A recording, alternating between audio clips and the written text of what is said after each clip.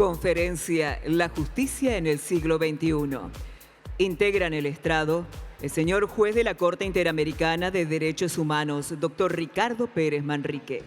El señor vicepresidente de la Unión Internacional de Magistrados, doctor José Manuel Igreja Matos. La señora presidenta de JUFEJUS, Junta Federal de Cortes y Superiores Tribunales de las Provincias Argentinas y Ciudad Autónoma de Buenos Aires, doctora María del Carmen Battaini. El señor juez del Tribunal Superior de Justicia de la Ciudad Autónoma de Buenos Aires, doctor Luis Francisco Lozano. Relatora la doctora Verónica Franceschi. Modera el doctor Fernando Juan Lima. Les pedimos, por favor, que tomen asiento para poder comenzar con esta conferencia inaugural.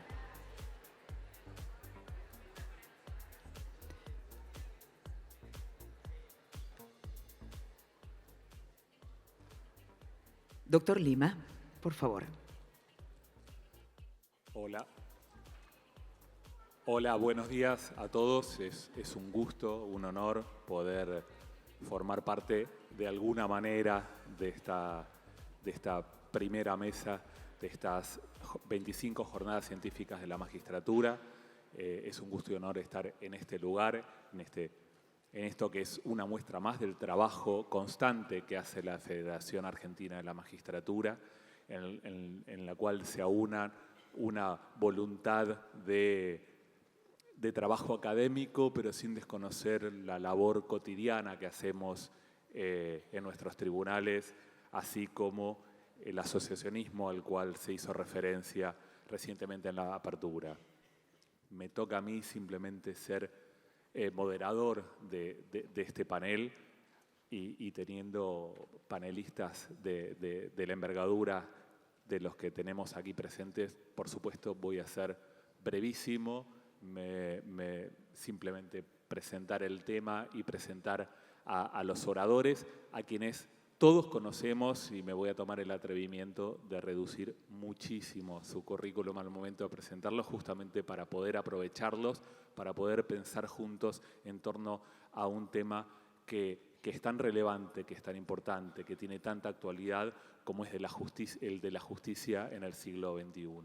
Es importante que desde la Federación estemos pensando juntos en este tema, que muchas veces es pensado desde otros poderes del Estado, a veces desde otras instituciones. Es bueno que nosotros, quienes prestamos el servicio de justicia, podamos juntos pensar en estas cuestiones que tienen que ver justamente con cómo interpretamos principios, valores, normas que aplicamos cotidianamente y cómo hacemos para conectarnos con ese pueblo al que le prestamos servicio y cuánto ha cambiado o no el rol de los jueces. Nosotros vemos que en los últimos tiempos, desde estrados académicos, pero no solo académicos, sino también institucionales de otro tipo, se pone en cuestión cuál es la función de los jueces, cuántos son de aplicación algunos principios que a nosotros nos parecen clásicos o indiscutibles, y eso es otro tema para pensar, como los conceptos de caso, legitimación, principio de congruencia, si debemos aplicar las leyes o hay otros valores superiores que pareciera que debieran imponerse para que no nos perdamos en el laberinto que a veces implican estas leyes. Estos temas hacen parte de nuestra labor cotidiana y hoy tenemos el gusto y el honor de poder compartir esta mesa con estas personas que no solo son jueces, sino que son pensadores, que son académicos y que en el acotado tiempo que tenemos van a compartir con nosotros algunas ideas y si hay algo de tiempito más, charlar también entre ellos y con nosotros. En primer término va a hacer uso de la palabra la doctora María del Carmen Battaini. La doctora María del Carmen Battaini la conocemos como jueza, por su labor académica, por su labor en el asociacionismo y actualmente es presidenta de la Junta Federal de Cortes y Superiores Tribunales de Justicia de las Provincias Argentinas y de la Ciudad Autónoma de Buenos Aires. María del Carmen. Gracias, Juan. Hola. Hola, sí. Muy bien, bueno, gracias, Juan, por la presentación. Y antes que nada quería agradecer, Ariel, en nombre de la Junta Federal de Cortes y Superiores Tribunales de Justicia de las Provincias Argentinas y Ciudad Autónoma de Buenos Aires, esta invitación. Sabes que nos sentimos parte porque somos partes también en todos nuestros objetivos, en nuestras propuestas, nuestros intereses, y realmente agradecerte la posibilidad de estar acá. Agradecer a todos ustedes, realmente es majestuoso este espacio, ¿no es cierto?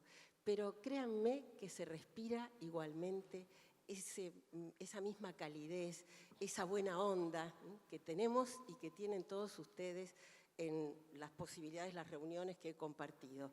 Y eso es una característica propia de que estamos hermanados, que somos fraternos en objetivos. Y esta fraternidad tenemos que llevarla a la práctica también cuando necesitamos hacer conocer el derecho en la forma y en la medida en que la sociedad nos está exigiendo. Sé que por allí, no sé por dónde, pero hay un grupo de jueces de paz, mis muy queridos jueces y juezas de paz, que tanto hacen a diario en esos lugares tan remotos y que son nuestra cara visible y que son la imagen, digamos, buena de la justicia en un momento en que a lo mejor nuestra imagen no es la que quisiéramos tener. Gracias a los jueces de paz también, juezas de paz. Bien, este es un panel donde se nos habla de desafíos. Particularmente, yo voy a considerar algunos disparadores del perfil del juez del siglo XXI. Muchos de ustedes ya me han escuchado y hemos trabajado y reflexionado al respecto sobre un perfil diferente al juez decimonónico. De hecho, es lo que nos está ocurriendo y lo que estamos vivenciando a diario en nuestros propios roles y en nuestras propias jurisdicciones.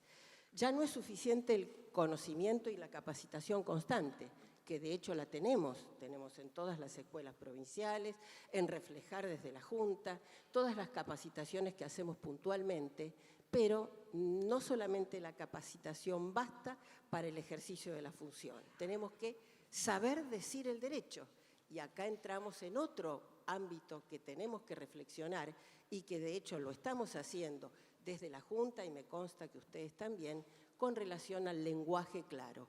¿Qué entendemos los jueces por lenguaje claro? ¿Cómo tienen que ser nuestras decisiones para que lleguen no solamente a aquellos que entendemos el derecho, sino que a aquellos que no lo entienden y a lo mejor son condenados o se les da o no la razón en alguna causa?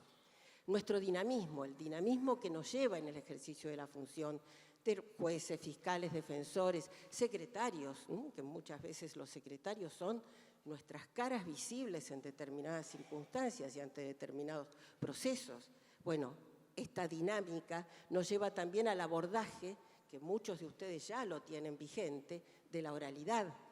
La oralidad en su eficacia, en su eficiencia, en cuanto a la celeridad con que se puede dar respuesta al justiciable, que es justamente lo que el justiciable, lo que la sociedad reclama.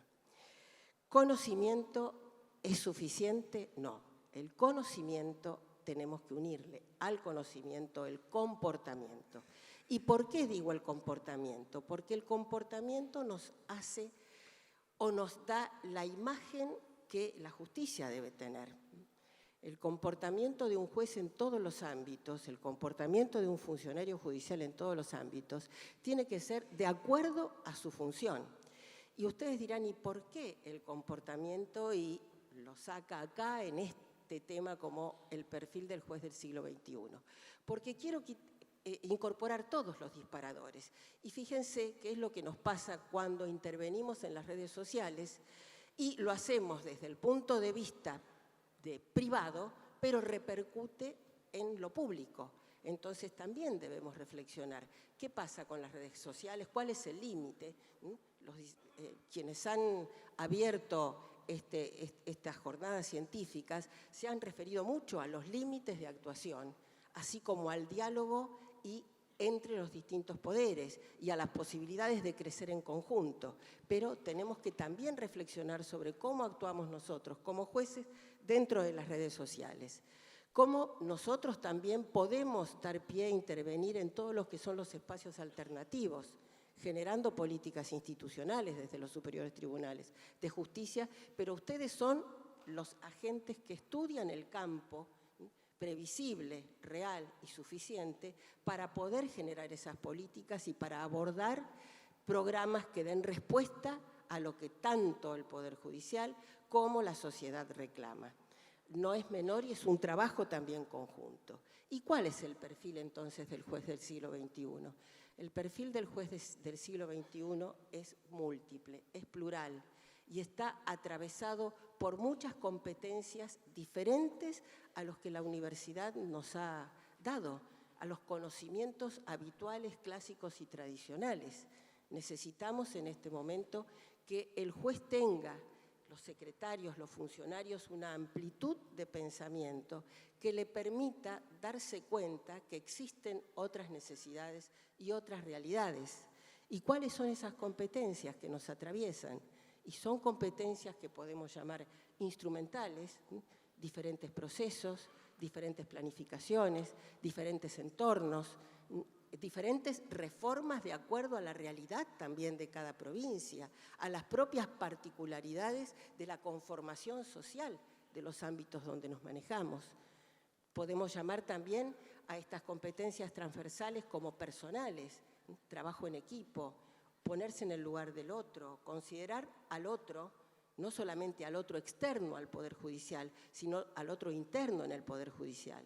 Cumplir la función como corresponde y trabajar en equipo, reconociendo fortalezas y debilidades, generando principios, valores, una visión y una misión, nos hace a nosotros también compartir horizontalmente en nuestro espacio de trabajo las ideas y los aportes y considerar los aportes que el equipo pueda acordar o abordar para una determinada actividad o programa o determinado esquema de un funcionamiento de un juzgado o de un espacio alternativo o la generación de un espacio alternativo, sea de resolución de conflictos, sea de atención temprana, sea interdisciplinario. Bueno, son situaciones que los jueces del siglo XXI tenemos que evaluar. El liderazgo es fundamental, tanto para un juez como para un secretario que maneje un grupo de empleados o de funcionarios, porque el liderazgo nos hace a nosotros que nos respeten en nuestra función, no por parte del autoritarismo. Bien dice el refrán, ¿no es cierto?, que al jefe se lo respeta, pero al jefe se lo ordena, se lo obedece, pero al líder se lo respeta. Bueno, lograr ese liderazgo para ser respetado por el ejercicio de una función compartida es otro de los desafíos. Creo que muchos de ustedes lo habrán logrado o lo harán, pero aquellos que a lo mejor todavía estamos en camino a, tenemos que ejercitar y reflexionar y capacitarnos al respecto. Y este liderazgo nuevamente tiene que ser interno, en el hacia adentro, y también externo. Y es un liderazgo que no tiene que tener miedo a la transformación. El liderazgo situacional o transformacional es justamente el desafío que las épocas nos están pidiendo. El juez debe ser un juez que sepa comunicarse. El juez debe ser un juez que no le tenga miedo a las transformaciones. Debe ser un juez formador y para eso, sin lugar a dudas, debe formarse. Pero por sobre todas las cosas, debe ser un juez socialmente responsable. Y en eso está la habilidad y la capacidad de poder incorporar las herramientas que nos den esa visión. Porque si la sociedad reclama una imagen diferente de nosotros, y por más que nosotros estamos haciendo todo el esfuerzo posible en nuestras propias tareas de hacer todo lo que corresponde hacer, por más que apliquemos el derecho, por más que busquemos decisiones justas, por más que nos pongamos en el lugar del otro en ambientes interdisciplinarios, si no nos mostramos como debemos mostrarnos, nunca la gente va a creer en nosotros. Y para eso es muy sencillo. Tenemos que mostrarnos como somos en lo que hacemos, sin miedo también a decir lo que hacemos. Y en este entorno justamente, y siendo nosotros uno de los poderes que a lo mejor estamos más debilitados en cuanto a este enfoque en el hacia afuera, sería bueno que sigamos 3 lineamientos básicos y que tienen mucho que ver con todo lo que han expuesto quienes nos han precedido en la palabra. Y es justamente, primero, considerar la accesibilidad de la justicia al ámbito jurisdiccional, pero también a espacios alternativos. Eso nos hace más humanos y nos da la posibilidad de conectarnos y hacer justicia a veces de forma más rápida. Ustedes fíjense que en los espacios alternativos muchas veces a la gente lo único que le interesa es ser escuchados y a veces ni siquiera le llega a interesar la solución, sino que alguien los escuche. Y en la jurisdicción dar respuesta en los términos oportunos y de la manera más clara posible. Para eso tenemos que generar, y estos son, creo, a mi entender, los puntos básicos que tenemos que tener en cuenta y no claudicar siempre a tenerlos, a llevarlos adelante, que es considerar la cultura del diálogo como un camino. El diálogo yo creo que es fundamental en todos los ámbitos, en el académico, en el ejercicio propiamente, en los hechos, el diálogo. Considerar también la colaboración mutua. Si no colaboramos mutuamente, bueno, es muy difícil lograrlo. Y esa colaboración mutua tiene que ser justamente la conducta que llevemos adelante. Y además de la colaboración mutua, el conocimiento recíproco, porque el conocimiento recíproco hace que podamos tener un método, una doctrina que aplicar y que poder seguir avanzando en este camino que no va a tener fin, porque hoy estamos pensando en el perfil del juez del siglo XXI, al día de hoy, pero con las tecnologías, con todos los nuevos paradigmas y herramientas que el mundo nos brinda, tenemos que estar en una constante evolución y constantemente atentos a poder dar respuesta a esas inquietudes. Y consideremos que estamos en el presente, ¿no es cierto? Es un presente de grandes desafíos, pero no tenemos que olvidar el pasado, porque sin el pasado no hubiéramos tenido este presente. Pero tenemos también que abordar y pensar en el futuro, que es lo que tenemos delante y el camino a seguir y nuestro norte. Muchas gracias a todos y cedo la palabra.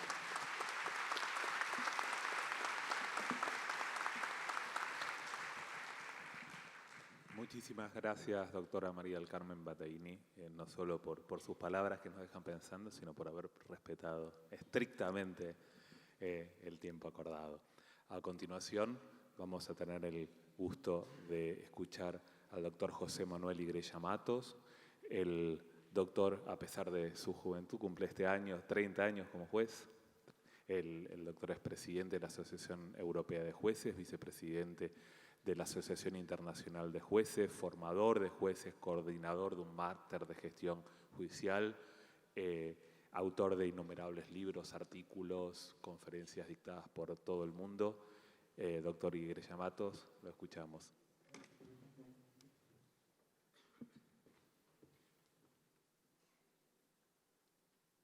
Buenos días a todos.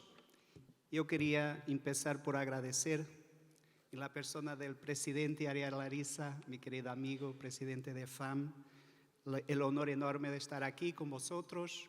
Quería agradecer también a la doctora Marcela Paz, que representa la Asociación de Buenos Aires, a mi anfitrión Marcelo Vázquez, un amigo querido que siempre en deuda para contigo.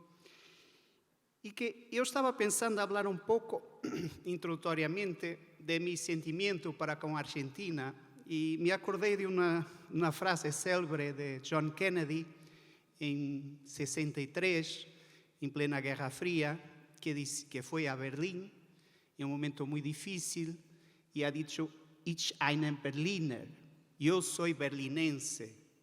Muchos de ustedes recordarán esa frase que ha quedado en la historia.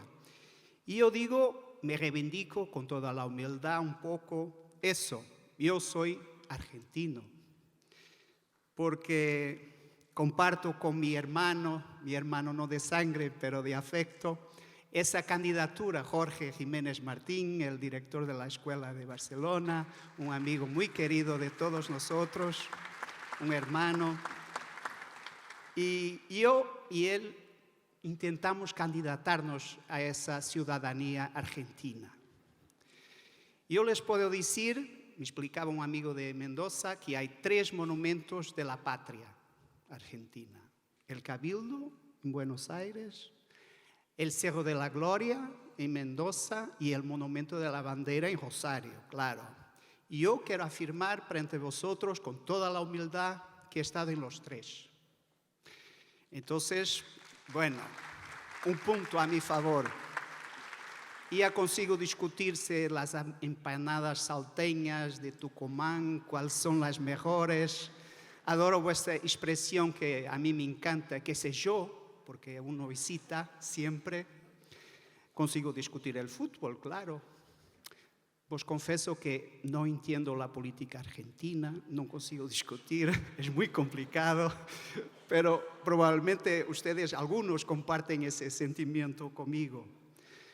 Y por eso os digo, amigos, es un placer enorme estar aquí, un honor, y espero con estas palabras hacer un poco más por esa candidatura a la ciudadanía. No una candidatura formal de papeles, de documentos, pero una candidatura de afecto, que eso es lo que en realidad interesa. Bueno, jueces en el siglo XXI.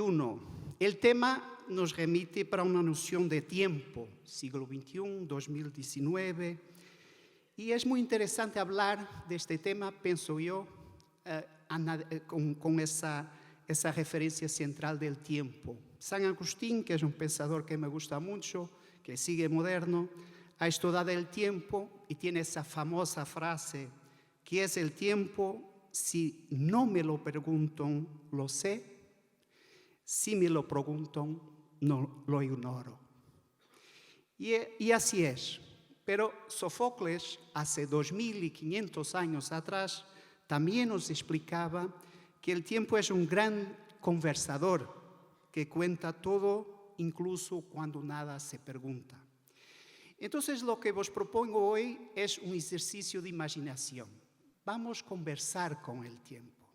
Vamos a insertar un diálogo con ese grande conversador, a ver si él nos explica algo. Y preguntando al tiempo, ¿cómo deben ser los jueces hoy, en el siglo XXI? Quizá lo peor sería comenzar por algo de que descuerdo profundamente, la definición de Napoleón. Napoleón Bonaparte decía que los jueces deben ser como máquinas físicas, mediante las cuales se ejecutan las leyes, como el tiempo está marcado por el puntero de un reloj. Nada más falso. Prefiero mucho más la idea de Proust, que decía que los días tal vez sean iguales para un reloj, pero nunca para un hombre. Esa idea de un juez mecánico está completamente apartada de los jueces de hoy. Google Chrome, todos lo conocen, pienso, el browser de la Google, es basada en el dios del tiempo. Chrome es Cromos, que era el dios del tiempo para la mitología griega. Y Cromos tenía 12 hijas, eran compañeras del sol y de la luna. Las 12 hijas son las 12 horas del día. Y yo me propongo, con el poco tiempo que tengo, hablar un poco de las 12 horas del día, concretando las 12 características esenciales para el juez.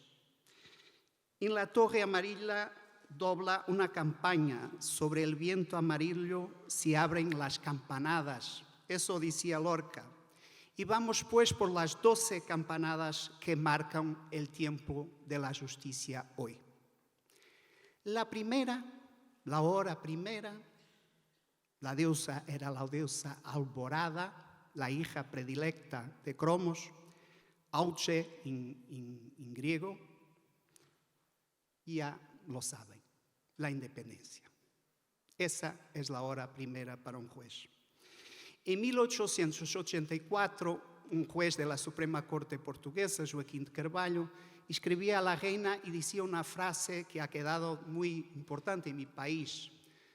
Su Majestad, la independencia de los jueces no es un privilegio nuestro, pero un derecho de los ciudadanos. 15 días después fue dimitido. Como presidente de la Asociación Europea de Jueces, tenemos 43 países y todos los días, todos los meses constato esa impotencia perante las personas, los jueces que combaten por la independencia. He estado en 2015 con el señor Baca, que era el presidente de la Suprema Corte de Hungría, que ha sido sumariamente dimitido, así que el gobierno llegó al poder e intentó y consiguió instalar personas de su confianza.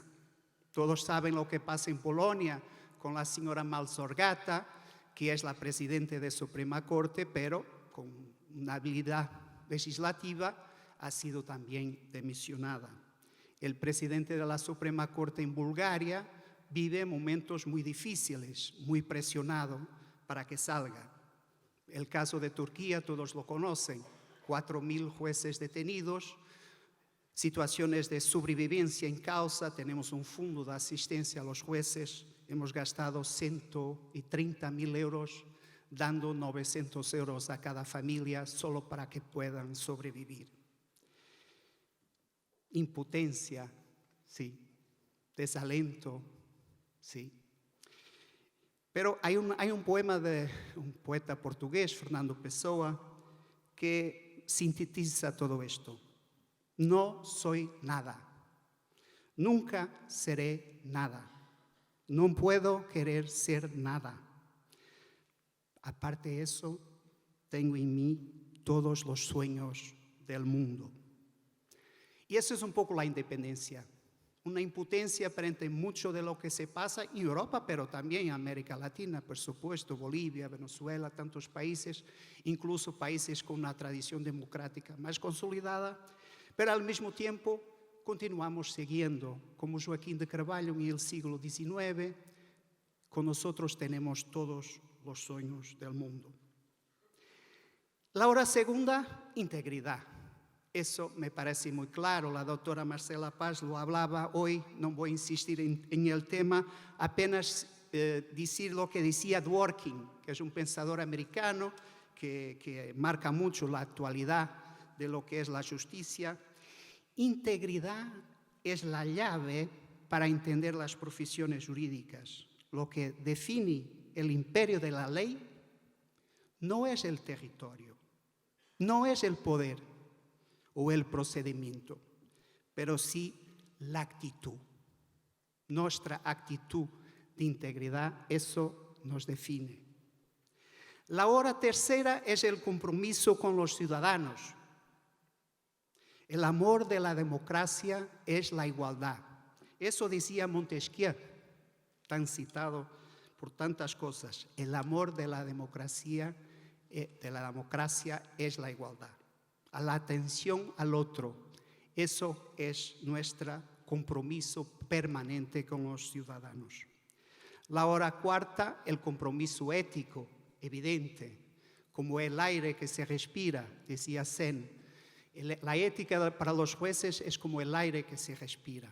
Si no hay aire, nos morimos. No pensamos mucho al tema, porque siempre está ahí, no pensamos que cuánto necesitamos del aire, pero si nos quita el aire, se va la vida. La hora quinta será la más negra.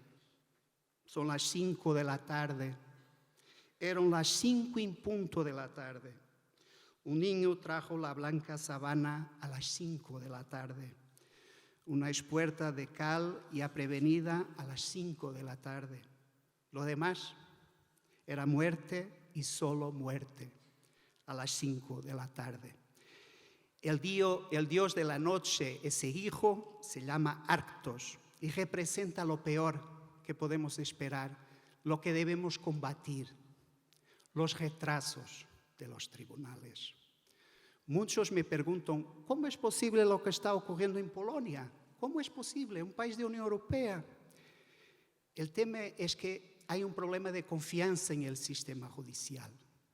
Un procedimiento en Polonia puede quedarse en media 4 años, muy fácilmente llegar a los 8, 10 años.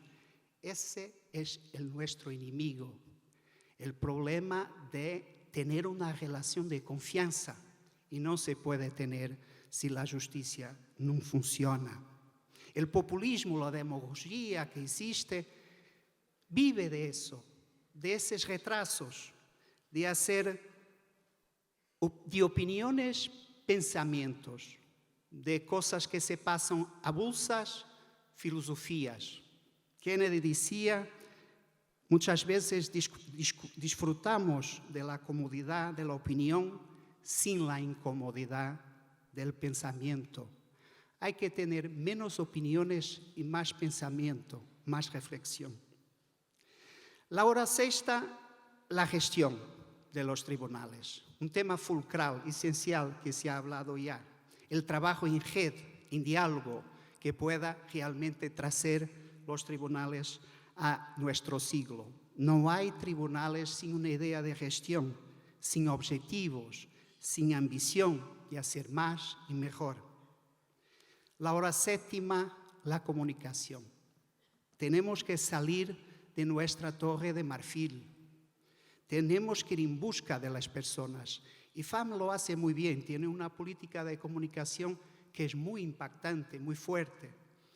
Es preciso educar a las personas, el ciudadano, para la justicia. La hora octava, una palabra que es decisiva, mérito, meritocracia. Sin eso no hay carrera judicial. Sin mérito no hay carreras judiciales que sean creíbles. La hora nona, transparencia y prestación de cuentas. Yo siempre que voy a un tribunal, imagino con vosotros igual, me impresionan siempre esas personas que se pasean en las escaleras, se van por el pasillo, ojos perdidos, un poco perturbados, mirando a ver dónde será su juzgado, dónde tiene que ir. Esas personas, centenas de personas que están ahí, esas personas son para las cuales nosotros trabajamos. A esas personas debemos prestar cuentas. La hora décima, tecnología, una palabra tan importante que está cambiando los tribunales. Yo creo que para la tecnología, que es siempre un medio, tenemos que combatir en este sentido con nuestros bastones, nuestras muletas. El derecho siempre necesitó de un bastón, de una muleta. Dios, primero, con el derecho natural. El príncipe, con Maquiavel. El pueblo, con la Revolución Francesa y las revoluciones en América Latina. El individuo, cada vez más. Y, últimamente, los derechos humanos. No es posible pensar la tecnología sin antes valorar los derechos humanos, que son nuestro bastón, nuestro modo de sobrevivir en esta sociedad que cambia cada día. La hora undécima, el asociacionismo. Si me preguntan cuál es la característica principal de un juez, ¿saben lo que diría yo? La soledad. Estamos siempre muy solos. Solos para decidir, solos perante la ley, solos perante nuestra conciencia. Y esto de la soledad puede ser algo terrible. Y solo hay una manera de combatir la soledad en cuanto a jueces, a través de las asociaciones. Asociaciones nacionales y asociaciones internacionales. La historia de la UIM es una historia de suceso. Tenemos 90 países, ya vamos a tener 92 en Europa, 43, todos los países de Europa. ¿Por qué? Para combatir ese sentimiento de soledad.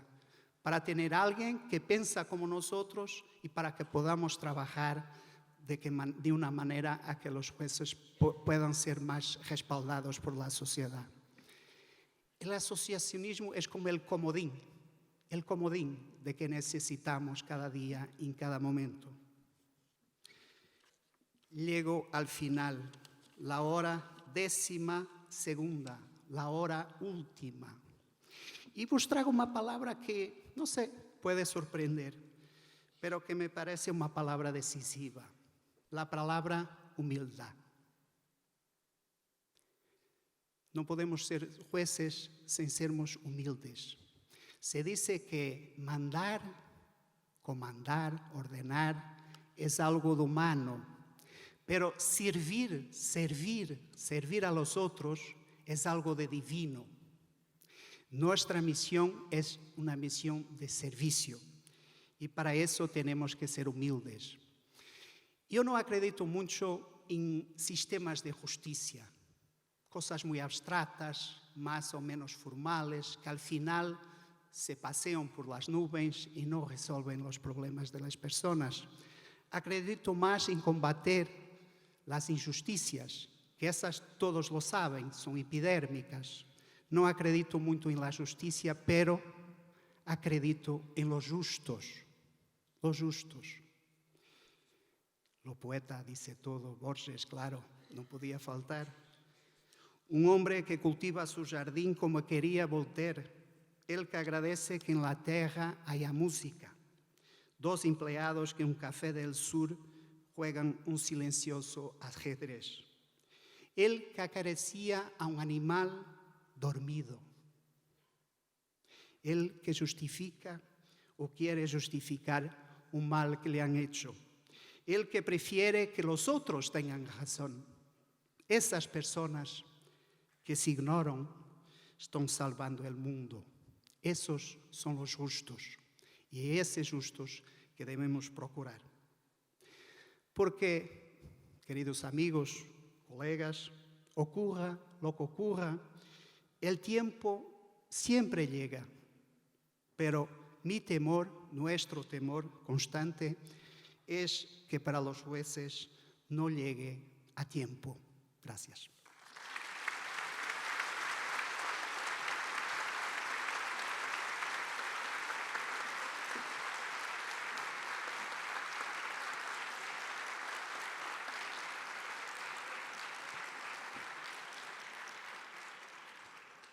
Muchísimas gracias, doctor Igreja Matos. A continuación, escucharemos al doctor Ricardo Pérez Manrique.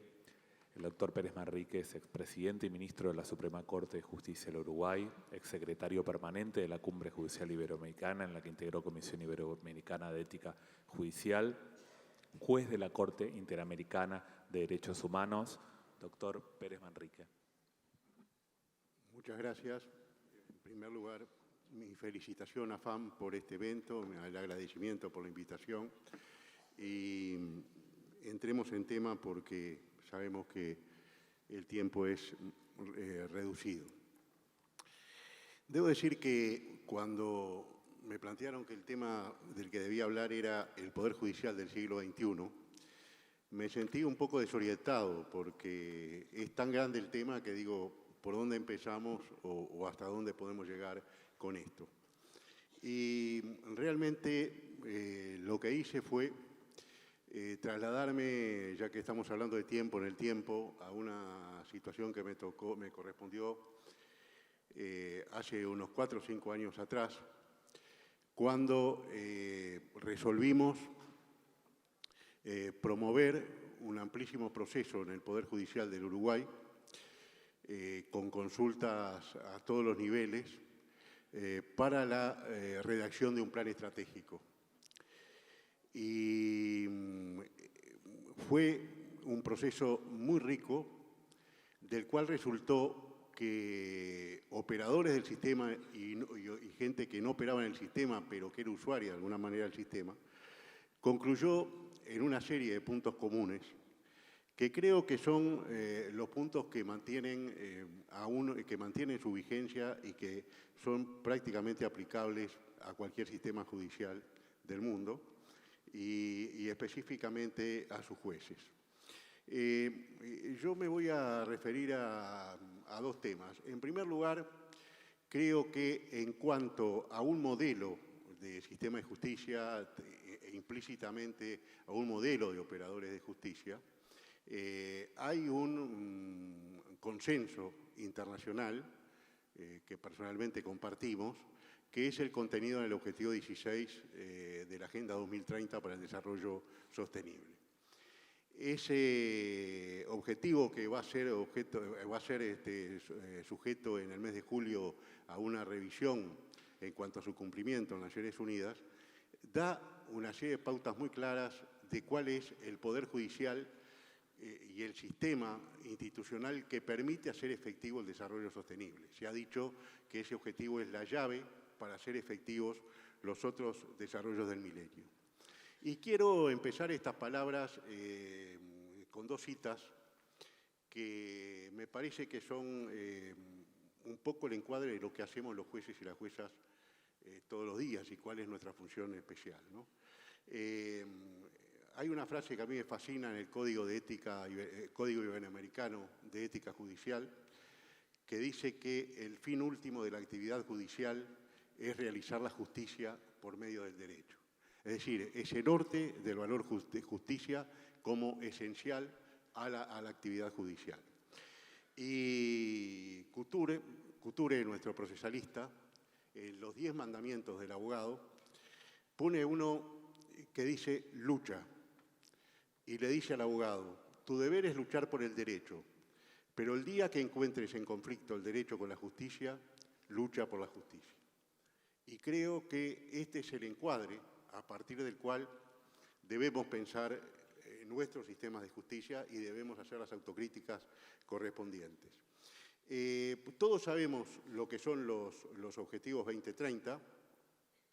Lo importante es recalcar que están fundados en el ser humano y en la necesidad de afianzar la paz y el desarrollo entre los seres humanos, porque como dicen los objetivos, sin paz no hay desarrollo y sin desarrollo no hay paz.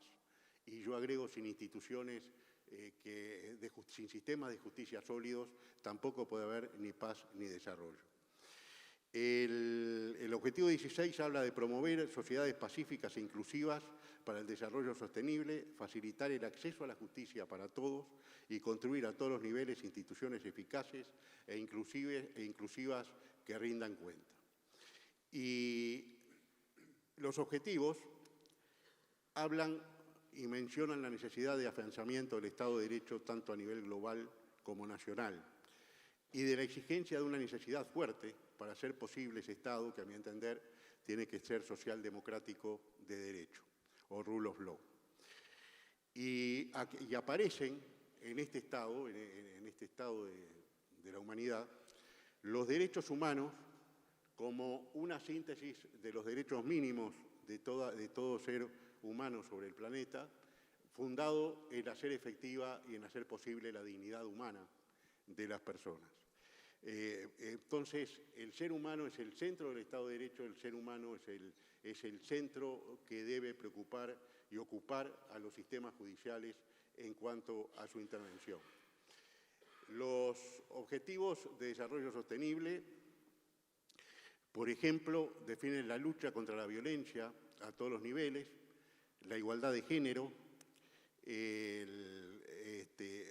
reducir significativamente todas las formas de violencia y las correspondientes tasas de mortalidad en todo el mundo, poner fin al maltrato, la explotación, la trata y todas las formas de violencia y torturas contra los niños, la promoción del Estado de Derecho, el garantizar el acceso público a la información y proteger las libertades fundamentales, promover y aplicar leyes y políticas no discriminatorias en favor del desarrollo sostenible. Y también nos está imponiendo a los sistemas judiciales y a los estados la lucha contra la corrupción y contra la delincuencia organizada. Y en cuanto a requisitos institucionales, son necesarias instituciones eficaces y transparentes que rindan cuenta, que tomen decisiones inclusivas, participativas y representativas y el acceso público a la información. Digamos que a partir del objetivo 16 es posible afirmar que las metas establecidas constituyen el insumo necesario para diseñar planes estratégicos de los poderes judiciales. Es decir, es el mejor elemento para tomar en cuenta en una discusión de un plan estratégico de un sistema judicial. Es necesario pensar en sistemas judiciales construidos en perspectiva de derechos humanos desde la Constitución y la normativa de origen internacional como un todo, poniendo en el centro de la actuación, vuelvo a repetir, el ser humano. En consecuencia, los poderes judiciales deben actuar de manera tal de obtener el reconocimiento de la ciudadanía que los visualiza cumpliendo su rol constitucional, garante de los derechos humanos y contralor del poder. Y esta cuestión para mí se convierte en básica.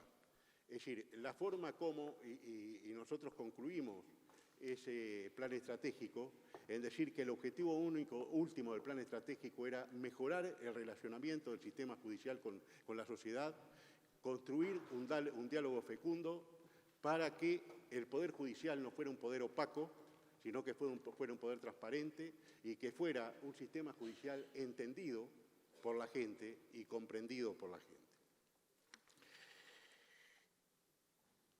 Definido esto, es decir, cuál es el objetivo final y qué es lo que pretenden los ODS 2030, me quiero referir a algunas cuestiones específicas que me preocupan, algunas de las cuales ya se ha hecho mención, pero yo quiero dar mi aporte al respecto. Uno es, los derechos humanos son un contenido de paz. Los derechos humanos tienen un contenido de paz y los sistemas judiciales somos sistemas llamados, y los jueces, a construir paz.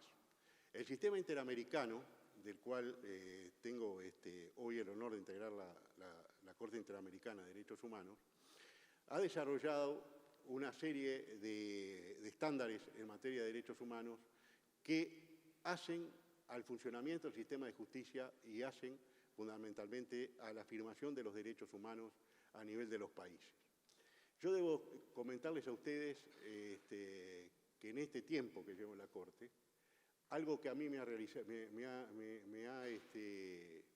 resultado impactante, y me dicen mis colegas que esto se da prácticamente en todos los casos, que en el momento en que la Corte interroga a las presuntas víctimas y les preguntamos, porque los jueces podemos preguntar, ¿qué espera usted de este juicio? ¿Qué espera usted de esta Corte?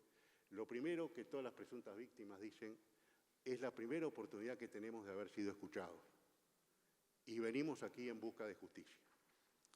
¿Qué es lo que quiere decir esto? Lo que quiere decir es que estos casos que llegan a la Corte, que han pasado muchas veces por todas las instancias, porque hay que agotar los recursos internos para poder llegar al sistema internacional, en definitiva, tienen a ciudadanos que son insatisfechos porque entienden que el sistema nacional no ha cumplido adecuadamente el rol de proteger sus derechos. Y esto me parecía una experiencia importante de transmitir a todos ustedes, porque en definitiva ustedes son la antesala de la intervención nuestra después en la aplicación del principio de subsidiariedad y complementariedad como jueces internacionales. Y la Corte, uno de los temas que ha desarrollado en profundidad es la cuestión del control de convencionalidad. El control de convencionalidad hoy es un desafío. Los jueces nacionales hoy son jueces interamericanos. Tienen el desafío de aplicar no solo la Convención Americana de manera directa, sino de tener en cuenta cuáles son las interpretaciones que la Corte ha hecho de la Convención Americana, inclusive las interpretaciones que la Corte hace en sus opiniones consultivas. Entonces, esto es un elemento nuevo en la función del juez. Esto surge a partir del desarrollo del sistema interamericano y hay que destacar que, por ejemplo, el Tribunal Constitucional Español acaba de rescatar esta figura del control de convencionalidad como un elemento a tener en cuenta en la actuación de los jueces nacionales. Yo entiendo que un sistema judicial que no aplica a cabalidad el control de convencionalidad de acuerdo a su normativa interna, es un sistema que aparece como incompleto en cuanto a la garantía de los derechos humanos de sus ciudadanos. Si no hay control de convencionalidad, se estará aplicando el derecho nacional, pero el derecho internacional de los derechos humanos queda por lo menos en suspenso. Para mí, otro elemento que quiero destacar y que resulta sumamente importante es la cuestión ética y la integridad judicial. Hemos integrado con quien compartimos panel, con el doctor Lozano, durante 4 años la Comisión Iberoamericana de Ética Judicial, y vaya si hemos luchado allí por estas cuestiones. Es decir, yo entiendo que el deber ético es un deber que hace a la moral, a la integridad de cada uno, pero que el deber ético es también un derecho de los ciudadanos que comparecen ante nosotros como jueces. Es decir, el ciudadano tiene el derecho que el juez se comporte éticamente, y si el juez no lo hace, es un mal juez y es un juez que debe ser sancionado.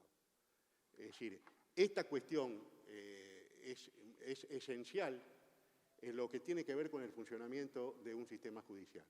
Y sabemos que hay muchos valores y distintos planos de comportamientos éticos. Y a veces, lógicamente, es comportamiento ético el ser un corrupto o el venderse, pero también es comportamiento ético en demorar 3 veces el tiempo que se debe demorar para dictar una resolución. No es un comportamiento antiético hacer el mínimo esfuerzo. Es decir, uno de los principales elementos de la ética y los deberes éticos es rendir al máximo en cada caso. Es tratar de dar todo lo que uno tiene de sí cuando tiene que resolver un caso concreto. ¿Por qué? Porque para el ciudadano o la ciudadana que están involucrados, ese es su derecho, esa es su vida que se está jugando en ese proceso. Por eso, y yo creo que está vinculado con este tema de la ética, si vemos el Latino Barómetro, vamos a ver que la mayoría de los sistemas judiciales están, en cuanto a la consideración popular, muy por debajo del nivel medio de otras instituciones que a veces parece bastante difícil de entender. Entonces, esta cuestión de actuar conforme a la ética tiene que ver con la construcción de confiabilidad de parte del sistema judicial. La independencia y la imparcialidad, acá también se ha hablado, y lógicamente si hablamos de jueces tenemos que hablar de independencia e imparcialidad. Y yo quiero ligar la cuestión de la independencia y la imparcialidad con el tema de la vigencia y la impunidad en las sociedades. La impunidad contra el delito, la impunidad contra la violación de la ley en otro plano. ¿Y cuál es la forma de lograr impunidad? Que los sistemas judiciales no sean independientes ni imparciales. Es decir, un poder judicial que está torcido, que está dispuesto a no ver nada, a vendarse los ojos con una cinta opaca que no permite ver nada, ese poder judicial indudablemente no está cumpliendo su rol y está favoreciendo la impunidad. Los sistemas judiciales, cuando no son independientes ni imparciales, al abandonar su rol esencial, se constituyen en un factor decisivo de la impunidad en casos como crimen organizado, corrupción política y de las diversas violaciones a los derechos humanos. Hay 2 autores norteamericanos, Steven Levitsky y Daniel Ziblatt, que acaban de escribir un libro, hay un libro bastante nuevo que se llama ¿Cómo mueren las democracias? Y estos autores señalan que uno de los recursos de los regímenes autoritarios es lo que ellos denominan apresar a los árbitros. Apresar a los árbitros. Es decir, que por diversos procedimientos neutralizan a quienes deben controlar y reprimir la corrupción y los excesos. Apresar a los árbitros, dicen los autores, proporciona al gobierno algo más que un escudo. Le ofrece una poderosa arma que le permite aplicar la ley de manera selectiva y castigar a los adversarios mientras protege a sus aliados. Esto es la definición de impunidad. Esto es lo que estábamos hablando. También, a veces, desde la corrupción, desde el tratar de influir políticamente o a través de distintas presiones hacia los jueces, en el ámbito privado se busca también que los jueces no sean independientes ni imparciales. Porque el objetivo es obtener la complicidad o el silencio de los jueces y juezas porque son la garantía de los derechos y el dique contra la arbitrariedad. Y un juez que actúa de esta manera, que no actúa de manera independiente e imparcial, no es un juez, es un no juez, es una persona que actúa arbitrariamente. Otro elemento que quiero mencionar es la cuestión del acceso a la justicia. Y el acceso a la justicia, considerando más allá, la doctora Battaglini lo mencionó, considerado más allá que el mero acceso a los tribunales. Acceso a la justicia es acceso a un sistema de mediación, es acceso, en el caso de los pueblos originarios, a un sistema de justicia propio que sea realmente representativo y contemplativo de lo que esos pueblos quieren. Y que puedan allí determinarse cuál es su pretensión. Entonces, en un mundo globalizado, con todas las dificultades que tenemos, el acceso a la justicia resulta esencial. Y yo quiero destacar en este aspecto que vivimos en un mundo globalizado, en un mundo que está continuamente interrelacionado. Y el valor y la trascendencia que tiene la cooperación jurídica internacional. Porque cuando tenemos un caso de familia, por ejemplo, una madre tiene que cobrar los alimentos respecto del padre que vive en un país central, por ejemplo, ahí hay derechos humanos involucrados y ahí si el sistema de justicia no funciona, no actúa la cooperación jurídica internacional de manera activa, va a tener problemas. Sabemos que en Europa funcionan redes juristas de la Unión Europea, hay redes de jueces de la Unión Europea y creo que es necesario en la región, funcionan algunas redes como la red de la Haya, por ejemplo, que es necesario alimentar estas redes para que la cooperación jurídica realmente sea exitosa. Y este me parece un papel que tiene que estar en el proceso de desarrollo de todo sistema judicial, el ser buenos, eficientes y oportunos en cuanto al suministro de apoyo judicial. Otro tema, no me quiero detener mucho por el tema del tiempo, los sistemas judiciales debemos dar seguridad jurídica y previsibilidad de las decisiones. Y para mí lo más importante es que las decisiones no solo deben ser previsibles, sino que deben ser específicamente previsibles en cuanto a que dos situaciones que son similares no pueden tener decisiones diferentes en función de quiénes son las partes involucradas. Y esta es la peor imagen que pueda dar un sistema judicial en cuanto a que hay una justicia para ricos y para pobres, o para blancos o negros, en fin, busquemos la dicotomía que queramos encontrar. Previsibilidad en ese sentido y seguridad jurídica, que la decisión va a ser siempre ajustada conforme a derecho y que van a haber todos los recursos necesarios.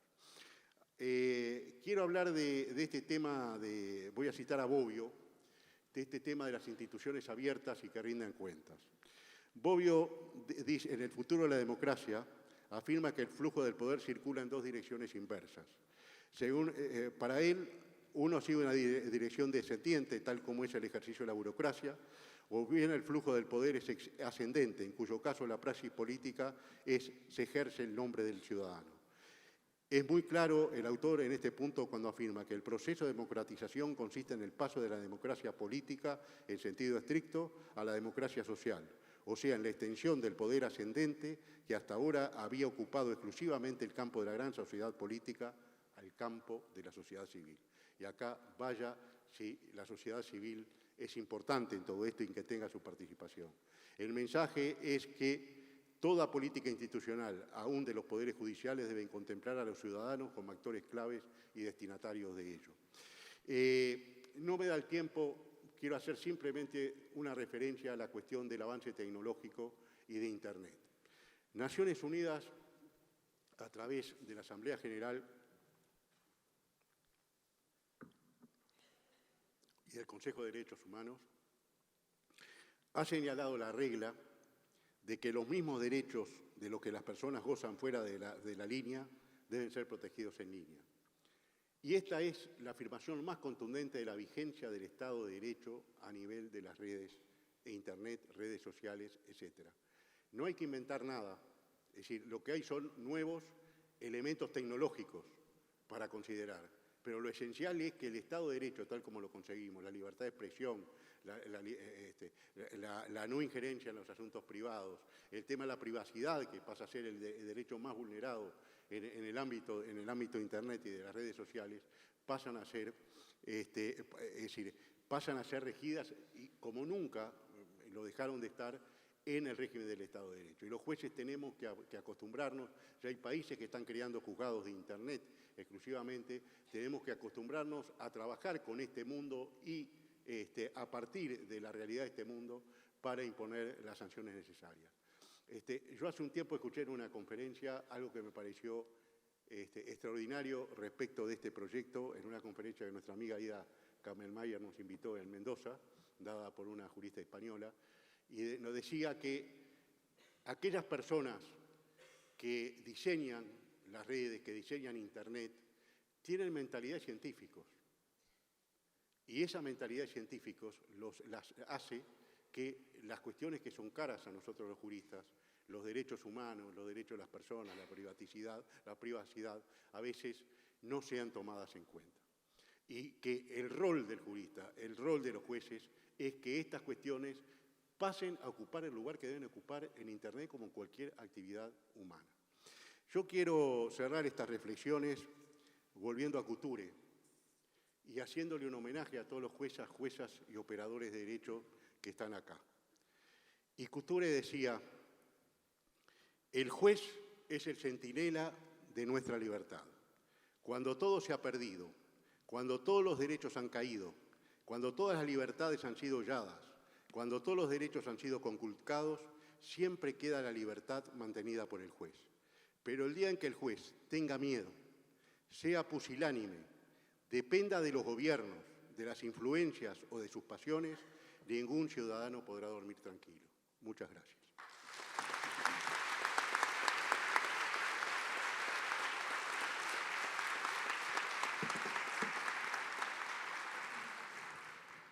Muchas gracias, doctor. Aclaramos y volvemos a agradecer a la doctora María del Carmen Bataini que haya formado parte de este panel. Tuvo que salir corriendo a subirse a un avión, tengo entendido, de esas cosas que no esperan. Tuvo la gentileza de estirar hasta último momento. Dudo que llegue, no sé si lo logrará. Con un poco de magia ella de alguna manera todo lo logra. Muy bien, muy bien.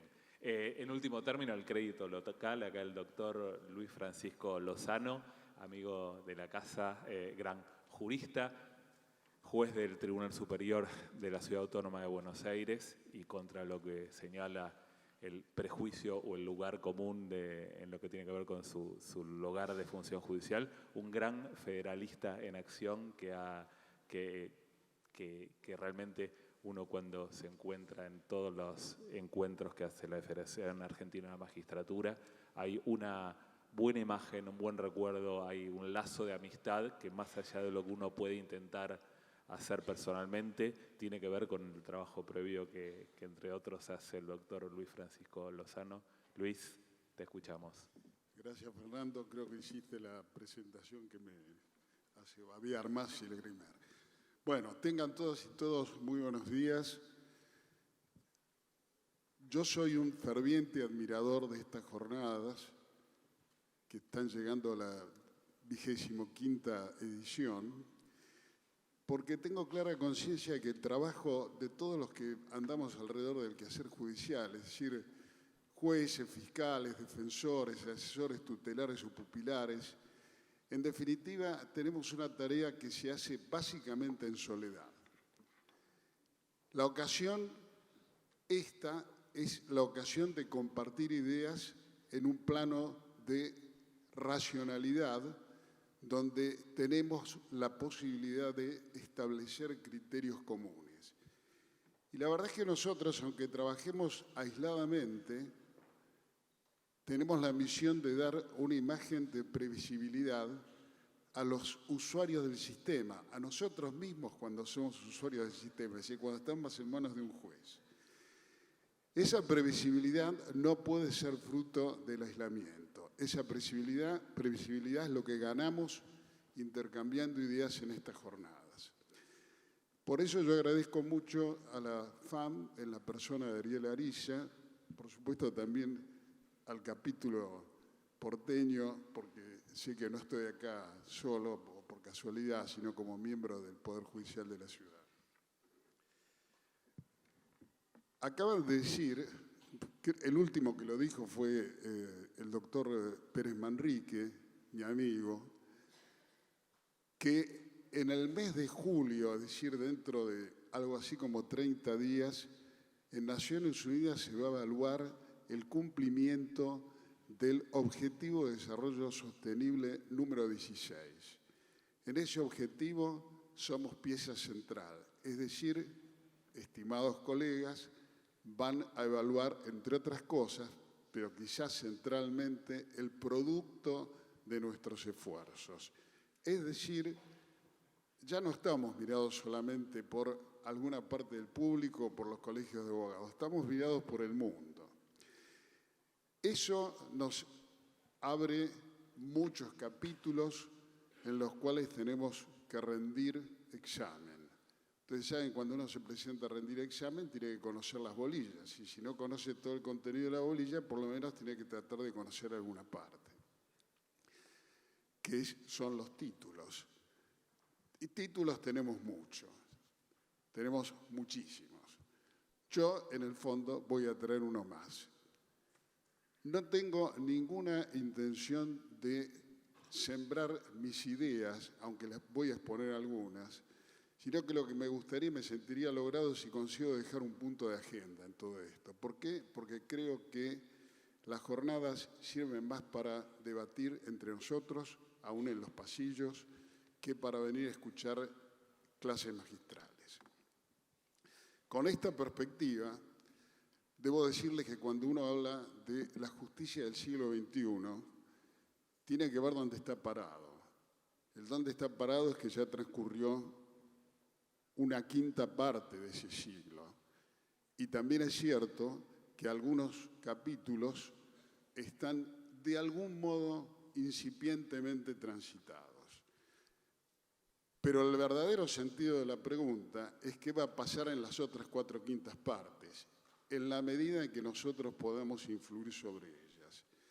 Cuando uno habla de la justicia del siglo XXI, estoy seguro que todos sentimos que esto evoca inmediatamente dos clases de temas.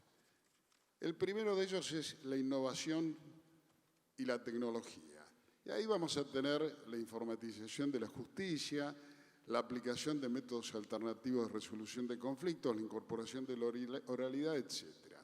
En todos estos capítulos nosotros somos parte, tenemos que, obviamente, contribuir, pero a veces somos principalmente quienes recibimos un servicio cuya tecnología viene de afuera, por ejemplo en informática, y a veces no lo podemos hacer solos, sino que podemos ser estímulo de otros órganos, como por ejemplo la oralidad. No la podemos hacer solos. Esto tiene que arrancar de decisiones legislativas.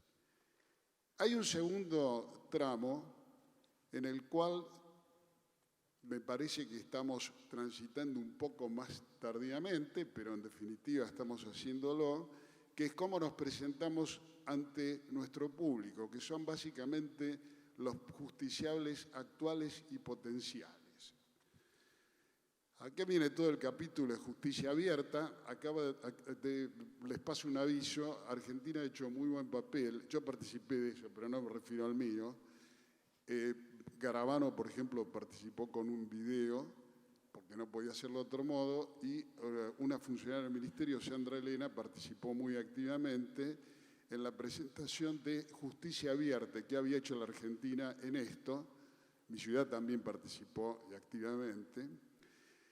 Y debo decirles que me llamó la atención lo aplaudidos que fuimos los argentinos en este tema.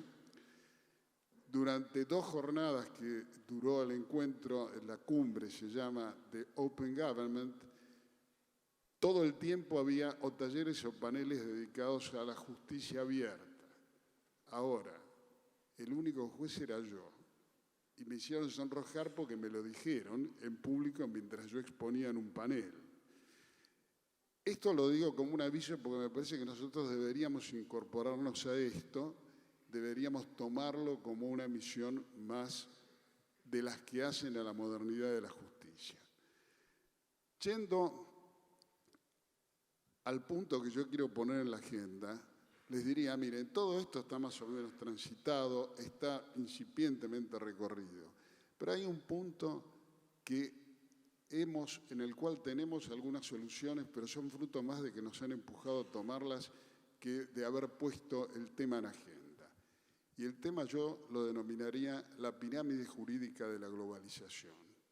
Ustedes saben que en la última década del siglo XX, es decir, del anterior, cambiamos la Constitución Nacional, pusimos los tratados por encima de la ley y a algunos le otorgamos una jerarquía aún superior a otros tratados.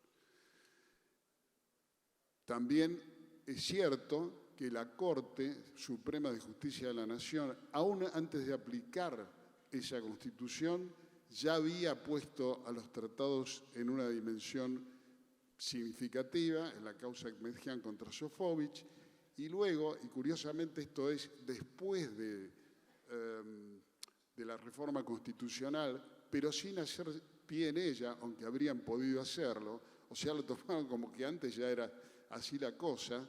En Cafés de la Virginia contra Aduana pusieron a los tratados por encima de la ley. Esto puede llevarnos a pensar, y creo yo que sería ingenuamente, que tenemos una pirámide donde antes había tantos escalones y ahora tenemos un escalón más. Pero seguimos haciendo lo mismo, comparando normas de las distintas jerarquías, de los distintos escalones, y desechando aquella inferior cuando se opone a la superior. Esto es una mirada muy ingenua y por eso tenemos que ponerlo como punto de agenda.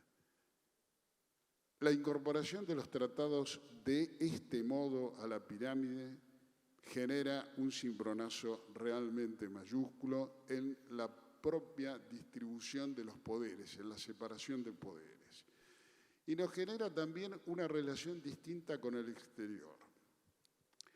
En esa relación, algunos se van a poner el poncho colorado y van a tratar de repeler lo que viene de afuera. Pero a eso yo les digo, miren, acuérdense de una cosa, los tratados que nos imponen deberes, nos gusten o no, también nos dan derechos y los perdemos si no cumplimos, porque los tratados siguen la regla de los contratos.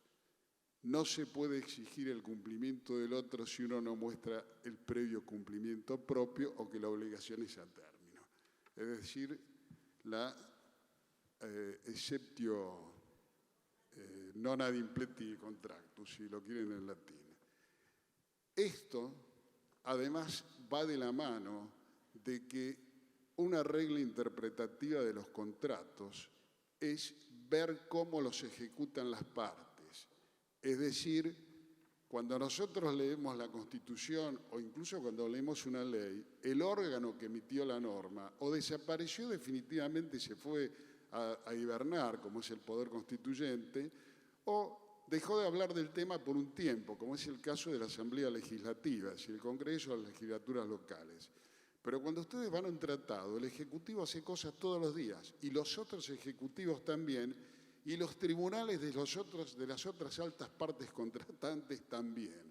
Y uno tiene que tener el periscopio mirando todas estas naves para saber cuál es realmente el escenario de su propio cumplimiento.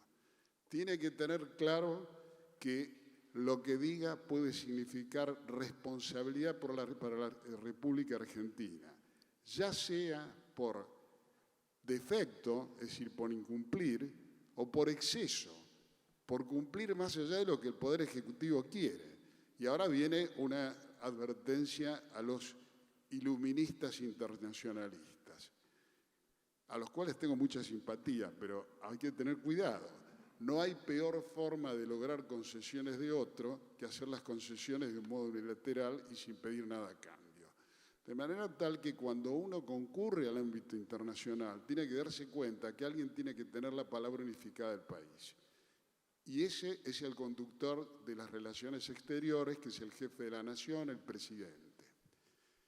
Y acá viene una pregunta. Hasta ahora hasta hace cierto tiempo, uno podría haber dicho, el conductor exclusivo de las relaciones exteriores es el presidente. Hoy día esto es un poco, digamos, es una apreciación un tanto categórica, pero no sé si se arrima del todo a la realidad, porque nosotros empezamos a tener bastante que ver con las relaciones exteriores cuando aplicamos tratados. Ustedes pueden estar pensando en los de derechos humanos, pero ojo que no son los únicos que aplicamos. Aún los tribunales provinciales aplicamos muchos tratados, por ejemplo, los que tienden a evitar la doble imposición. Y acá yo les puedo, no voy a dar los ejemplos ahora, no solo por falta de tiempo, sino porque no tengo ganas de empezar a poner el foco en defecto de nadie, pero hay tribunales locales que cuando miran si un tratado da exención a los ingresos brutos, omiten mirar qué dice el Ejecutivo de la Nación, con lo cual puede ocurrir que dejen de cobrar las provincias en contra de lo que el mismo presidente quiere como modo de cumplir el tratado.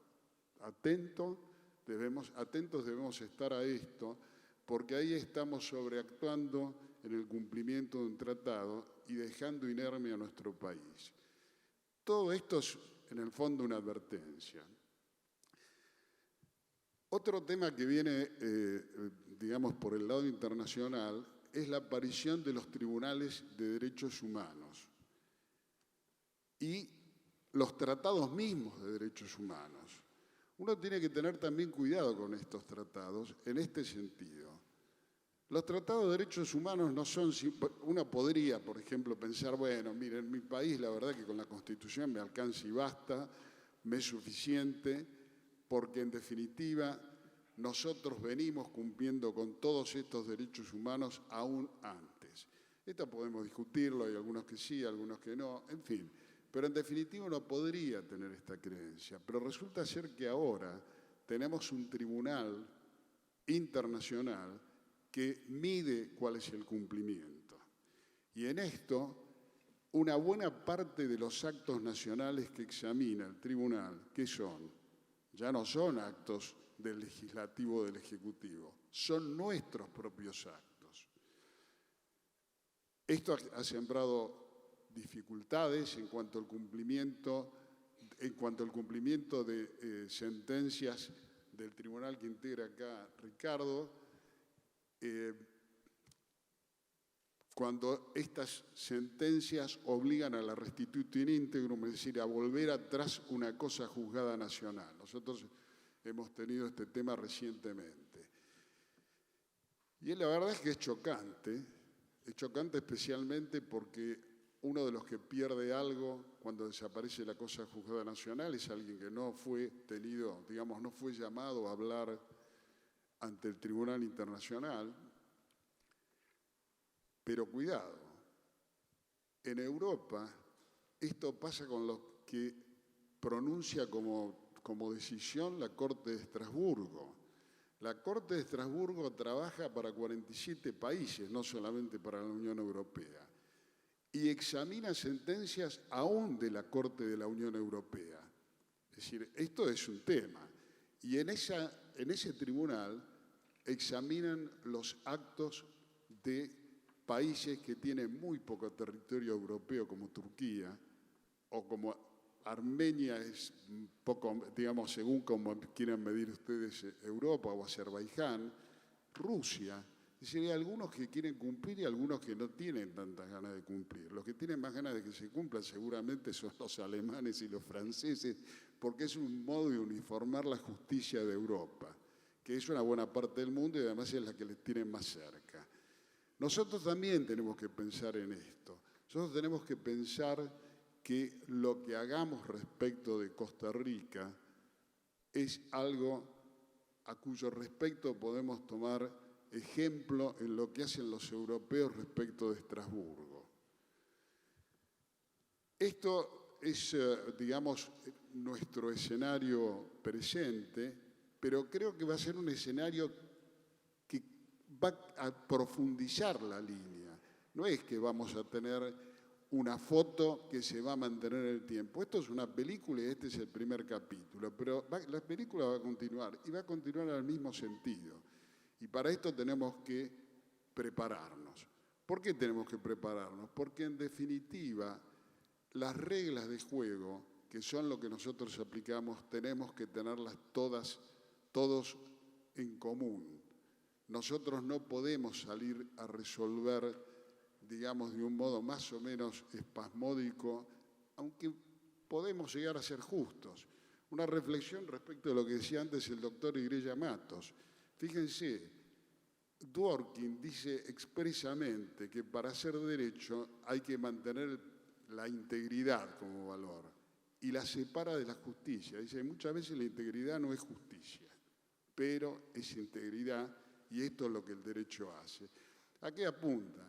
Apunta que el derecho tiene que mantener la igualdad. En eso consiste la integridad, mantener el mismo principio siempre. Pero para eso tenemos que saber formularlo y no es tan simple. Por ejemplo, en Estados Unidos tienen una vieja que no tienen el sistema de poner los tratados por encima de la ley, que sin embargo está esparcido en Europa, Después tienen sus triquiñuelas para que las relaciones exteriores no pasen totalmente a ser responsabilidad de los jueces, porque esto es difícil de manejar. Pero en última instancia están en la línea de el tratado se cumple por encima de la ley nacional. Nosotros lo tenemos expresamente dicho y estamos habituados a la idea de control. No nos choca, digamos, por lo menos la idea de control de convencionalidad.